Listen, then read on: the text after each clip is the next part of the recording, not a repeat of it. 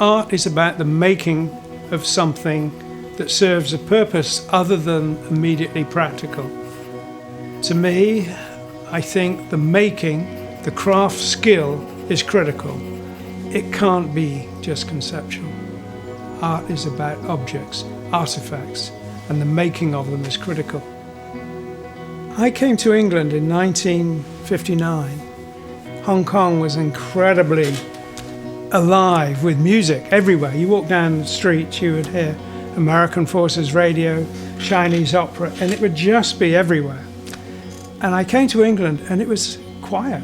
The end of my last term at college, I was asked if I would design the interior of Ronnie Scott's Jazz Club. That was my first introduction to the music industry. I was designing Ronnie Scott's Jazz Club, and I started showing them pictures in my sketchbook. And they stopped at one particular picture and said, "Oh, can we use that for an album cover?" And that was a cover for a band called Gun, and the album was called Race with the Devil. So that was my first album cover. Phil Carson was the head of Atlantic, and he said, "Oh, I love your work. I'd love you to do something for us, but we only have two bands." And that was Led Zeppelin and Yes. And he said, "I'll call you when they next need a cover," which he did. And it was Yes. So the first thing I did for them when it came to graphics was to make the lettering on the cover look like a late 19th century illustrated and decorated book.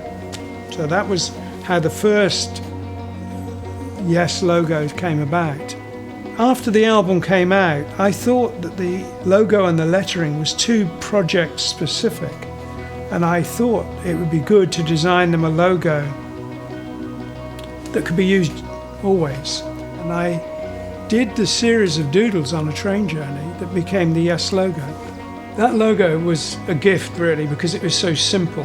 It was just 3 letters. When you're doing something with so few letters, it's very easy to get something strong, memorable, and heraldic out of just the letters. I just had to find a way of making those 3 letters work together, and it meant I had to go to lowercase because, you know, the Y and the E and the S are different geometries in uppercase, but in lowercase they work in the fluidity of the letters.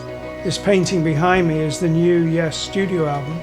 It's only their 2nd studio album in I think 12 or 14 years, so it's great to be doing that again. I work in different ways. One way I work is that I come up with an idea and I sketch it out and it's pretty much a done deal. But other times I work with a very loose canvas and the painting evolves out of the canvas. The textures and patterns in the canvas have given me ideas, so I let it evolve, and it's a gradual process. On deck 16 and we have a gallery, and I think it's called Sky and Stars, and we have about 4 or 5 of the major originals on show, and quite a lot of drawings, sketches, colour sketches, logos, prints, and we have a print specially made for the cruise. The cruise is a great opportunity to show the works to people from America. It's a rare and great opportunity, and particularly all the sketches and things. They're almost never shown in the States. The prints are on a permanent exhibit at Trading Boundaries in mid-Sussex, which is a brilliant place. You can go for the art, that's a good idea. We do probably 1 major exhibition a year and probably 1 or 2 small ones.